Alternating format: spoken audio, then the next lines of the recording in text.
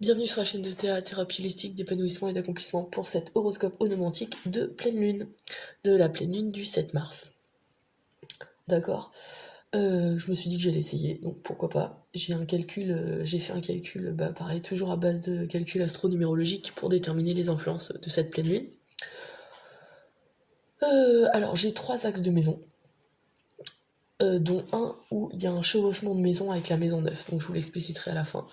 Là, on va commencer par la maison 1, maison 6. Alors, maison 1, maison 6. La maison 1, c'est quoi? C'est la maison de la personnalité, j'allais dire. Du caractère, de la vitalité. C'est l'image qu'on donne au monde et la façon dont on extériorise justement ce qu'on est. D'accord? C'est les moyens qu'on a d'exprimer ce que l'on est, en fait. C'est vraiment l'expression de soi, la maison 1. Alors, je vais voir. Voilà. Maison 1, on a la justice.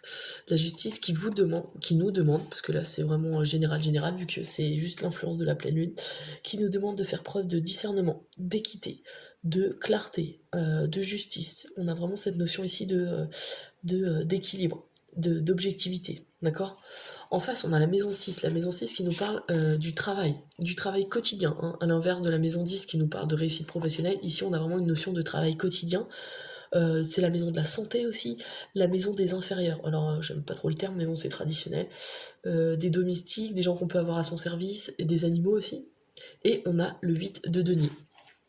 Le 8 de denier qui nous parle de quoi? De travail acharné, de savourer, de prendre plaisir à se former, à pratiquer et viser la perfection. Enfin, c'est vraiment, ici, il y a vraiment une notion de perfectionnement dans son activité, d'accord? Vu qu'on l'a dans la maison 1, ici, on a peut-être une notion avec la justice en face. Déjà, c'est nous et le travail. C'est la notion qu'on en a, enfin c'est le rapport qu'on a au travail quotidien. Ici, on nous demande de faire preuve de discernement, d'accord? Le perfectionnement, ok, mais aller jusqu'au perfectionnisme, non, par exemple. Ça, c'est un équilibre à trouver. Qu'est-ce qu'on pourrait avoir d'autre comme le fait d'absolument kiffer son travail et d'être un travailleur acharné, mais d'avoir que ça dans sa vie? Eh ben non, la justice nous dit non, il faut développer les autres domaines de votre vie, le domaine sentimental, le domaine amical, voilà, des choses différentes du travail en règle générale. D'accord? Il y a des choses à équilibrer ici. Il y a vraiment cette notion ici d'équilibre. Cette notion de travail aussi acharné nous parle de faire attention à notre santé. Et c'est là que l'équilibre aussi intervient. Il faut savoir se reposer. Le perfectionnement, c'est bien, mais il faut aussi avoir l'énergie nécessaire pour pouvoir se perfectionner. Donc, attention à la santé. D'accord? Ouais, hygiène de vie et santé. Parce que bon, travailler 50 heures, 70 heures par semaine, c'est faisable, mais sur le long terme, je l'ai fait, c'est fatigant. Et la santé, bon, bah voilà, c'est ce qui nous fait avancer aussi, donc voilà, il y a une notion d'équilibre à trouver. Ensuite, maison 11, maison 8. Alors la maison 11, c'est quoi? C'est la maison des aides extérieures, c'est la maison des amis, c'est la maison du soutien et des espoirs. Des espoirs. Des espérances. C'est plus facile, on ne comprendra pas le mauvais mot. Et la maison 8, c'est la maison des transformations. Donc ici, il y a quelque chose à travailler. Alors la maison, ça représente le collectif aussi. Donc il y a peut-être une notion de comment modifier son rapport avec le collectif, ou durant cette pleine lune, il y aura peut-être carrément une transformation du collectif dans son sens le plus large. Donc on va voir. La maison 8, donc c'est la maison de la transformation, comme je vous dis, c'est la maison de la sexualité, la maison... attendez que je récap. Transformation, sexualité, ah oui, et des dons d'argent. Enfin, de l'argent qu'on peut gagner, à l'inverse de la maison 2, qui est l'effort qu'on va mettre pour gagner. Là, cet argent, ici, il nous l'est donné. Donc on a les dons, les legs, les héritages, enfin voilà, ce genre de trucs. D'accord? Ici, on a la maison 8 et le 8 de coupe. Alors, je vais passer directement au 8 de coupe pour aller vers l'étoile. Le 8 de coupe, ici, nous parle... Moi, je vais faire comme ça, ce sera plus simple. Le 8 de coupe, ici, nous parle d'abandon, d'abandonner quelque chose, de mettre quelque chose en retrait. D'accord? Alors c'est dans la maison 8, donc en plus c'est nécessaire à votre transformation. Ou en tout cas, dans le collectif, durant cette pleine lune, il y a quelque chose qu'il va falloir abandonner. Quelque chose qu'il va falloir remettre en question. Soit c'est nous qui nous remettons en question, il y a une nécessité de mettre en place de nouveaux objectifs, d'accord? D'aller de l'avant. Alors, on abandonne quelque chose et on part de l'avant. Vous voyez, le personnage là, il laisse carrément ses 8 de coupe. Parce que le 8 de coupe est un état de transition. C'est-à-dire que on réfléchit juste à atteindre le 9 de coupe, sachant que le 7 de coupe, c'était on a de multiples possibilités. Le 8, on fait un choix. Le 9, on se satisfait de ce choix. D'accord? Et ici, il y a cette notion un peu de, justement, on élague les choses qui ne vont pas et ça nous permet d'aller vers quelque chose qui nous plaît un peu plus. D'accord? Donc cette notion d'abandon, de retrait et d'aller de l'avant, elle est assez puissante ici, d'autant plus qu'elle est dans la maison 8, donc la maison de la transformation. En numérologie, le 8, c'est les challenges. Donc ici, il y a peut-être une notion de, justement, transformation un peu, je vais pas dire difficile, mais qui demande quand même des ressources, d'accord? Avec en face l'étoile. L'étoile qui nous parle de quoi? Alors c'est assez drôle qu'elle tombe dans la maison des espérances, hein, parce que l'étoile, c'est l'espoir, justement. C'est le fait d'être guidé, de se sentir guidé. C'est la notion de guérison aussi, l'étoile. C'est d'avoir su trouver l'équilibre entre justement le côté terrestre qu'on doit tous vivre et le fait de capter les énergies célestes entre guillemets. Vous voyez, elle a un pied sur terre et un pied dans l'eau. Donc on a vraiment cet équilibre entre le mental et les émotions. Et c'est ça qu'on doit tous rechercher, d'accord? Un équilibre et ici, on est guidé quand même, d'accord? Donc soit à l'échelle personnelle, vous avez quelqu'un dans la maison 11, donc la maison des aides, et des amis, vous avez un ami ou une aide extérieure inattendue qui va vous aider, qui va vous guider justement à passer à autre chose, à aller de l'avant. Soit d'un point de vue du collectif, on a justement cette transformation qui s'amorce sur le fait de devoir élaguer les choses dans le fonctionnement collectif au sein de la société, c'est possible, hein, avec toutes les grèves qu'on a en ce moment, voilà. On a ce genre de choses pour un espoir d'une vie meilleure. Enfin, ouais, on a l'espoir. Les gens, en tout cas, qui de toute façon font grève, en règle générale, ont l'espoir de faire bouger les choses. Et ici, on a cette notion-là. Donc, je vais pas me la jouer, genre, je suis omnisciente et je fais acte de voyance. Non, mais ici, en tout cas, ça ressort le côté grève, le côté manifestation pour une meilleure... Enfin, un espoir de transformation, ça ressort. D'accord? D'autant plus qu'on est dans la maison du Verseau, donc le collectif. Ici, on a l'espoir. Donc, on a quelque chose d'assez positif. Et donc, ce qui se passe dans le collectif peut aussi se passer à notre échelle à nous, c'est-à-dire notre échelle individuelle. Donc, durant cette pleine lune, il peut y avoir des transformations. Ouais, une notion plus optimiste de la vie, d'accord? Mais parce que on aura décidé d'aller de l'avant, d'accord? C'est à nous de faire le premier pas. D'aller de l'avant pour se satisfaire, d'accord? Ouais, on doit abandonner quelque chose. D'où, ah oui, je vous l'ai pas dit, mais la maison 8, c'est la maison de la mort. Symbolique, hein, personne ne va mourir, mais... bon, ça peut représenter aussi la mort hein, physique, mais dans ce cas précis, bon, c'est un horoscope de pleine lune, donc voilà. On est dans la mort symbolique, et on doit faire mourir quelque chose pour avoir l'espoir d'une vie meilleure. Voilà. Ensuite, dernier axe, le dernier axe, et ben là on a maison 9, maison 7, maison 9, maison 4. Alors, je vous explique. La maison 7, c'est quoi? C'est la maison du conjoint, c'est la maison du partenaire professionnel, c'est la maison des contrats, et la maison des ennemis déclarés.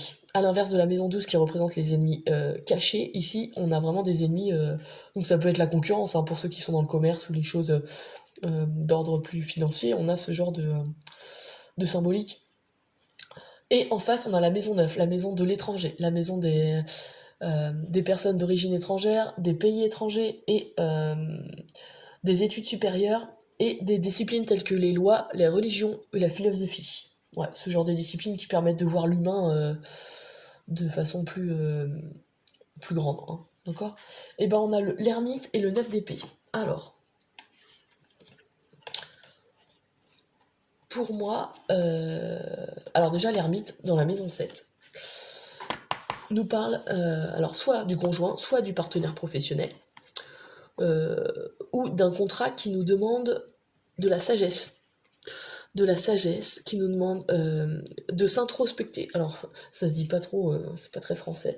De s'introspecter soi-même, c'est-à-dire que il va falloir se mettre en mode retrait et essayer de comprendre les choses, mais d'un point de vue beaucoup plus haut, d'accord? L'ermite, c'est vraiment celui qui a la haute connaissance, qui a la sagesse, qui a su euh, abandonner tout ce qui faisait de lui un humain, euh, alors j'allais dire trop terrestre, oui c'est ça, c'est-à-dire que on lâche les choses qui sont peut-être euh, trop négatives pour nous en fait, tout simplement. L'ermite a vraiment le lâcher prise ici, pur et dur, dû à ses retraites spirituelles, hein, ou c'est en tout cas son isolement. Ici il y a vraiment une notion de solitude, euh, soit alors avec la maison du conjoint et des partenaires professionnels, vous avez été tout seul dans une association, que ce soit amoureux ou professionnel, mais elle vous a aidé à acquérir cette sagesse qui manque à beaucoup de gens à l'heure actuelle. D'accord? Donc c'est ça qu'il faut garder en tête dans le sens où en face on a la 9 d'épée.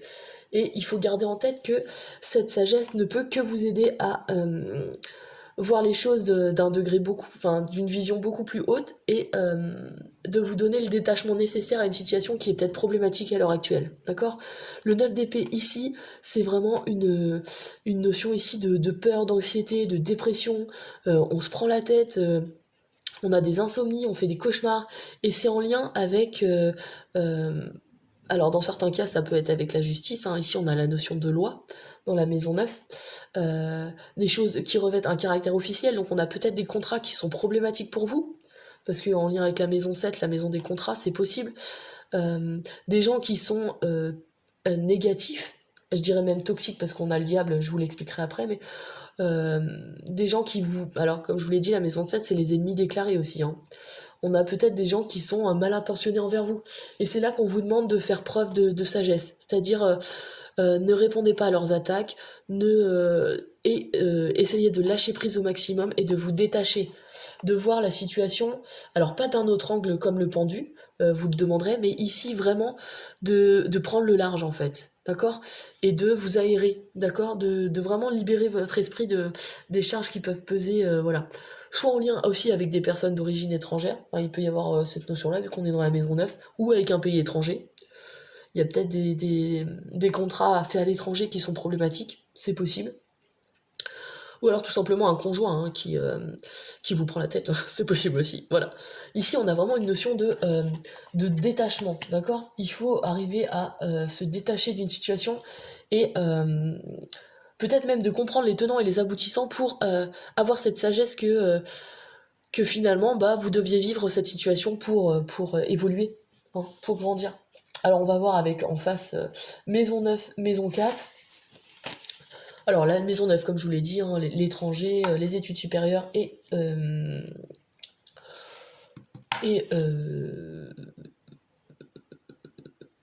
les études supérieures, je vous ai dit quoi? Oui, bah les lois, les religions, la philosophie, enfin voilà, on a ce genre de trucs. Il y a une symbolique qui m'est venue là pendant que je parlais. C'est aussi peut-être un conjoint qui vous a bloqué dans vos études. On a cette notion-là aussi, et c'est là que il faut prendre du recul et vous dire que finalement le blocage qui a été fait par votre conjoint était peut-être nécessaire, je sais pas. Il y a cette notion-là aussi qui ressort. Alors, là, maison 9, maison 4 c'est quoi? C'est la maison du foyer, la maison de l'immobilier, des choses cachées aussi. Alors attention, parce qu'en plus on est ici dans les ennemis déclarés, donc il y a des choses qui peuvent ressortir. On va voir. La maison et de l'hérédité, les liens ancestraux, d'accord? La maison 4, c'est la maison de la mère pour les femmes qui regardent, et le père pour les hommes qui regardent. À l'opposé de la maison 10 qui représente la réalisation personnelle et qui refuse l'hérédité, ici on a un réel lien ancestral. Peut-être un lien qu'il faut rompre. Alors on va voir. Hein. Sachant que, eh ben oui, je vais attaquer direct avec l'arcade majeur. Dans la maison 4, on a le diable. Le diable qui nous parle de quoi? D'un point de vue négatif, on a des liens toxiques, d'accord? On a des choses toxiques et malsaines qui nous détournent du droit chemin, des choses dont il faut se libérer, parce que le diable a cette notion-là, cette notion de libération et de potentiel créatif énorme, d'accord? Mais rester en jachère parce qu'on est emprisonné. Alors la question c'est emprisonné par quoi? Il y a des liens toxiques, des addictions aussi toxiques. Ici on est avec la maison 4, donc on a vraiment cette notion de se libérer face au foyer. Alors, vu qu'on nous demande de faire acte de sagesse dans la maison du conjoint, on a peut-être quelque chose qui se joue ici. d'accord? Se libérer par rapport à des liens toxiques qu'il y avait au sein du foyer. Donc quand je dis sein du foyer, c'est là le foyer restreint, c'est-à-dire conjoint mari-femme, ou enfin peu importe, conjointe, ou conjoint-conjoint, enfin voilà, hein, vous avez compris, avec les enfants, enfin voilà, on a quelque chose qui n'était pas sain au sein du foyer, et dont il faut se libérer. Il y a peut-être ici une notion de culpabilité aussi, de culpabilité et donc de libération. Il faut se libérer de quelque chose. Oubliez pas, dans la maison de la transformation, la maison 8, vous aviez le 8 de coupe. Il faut abandonner quelque chose.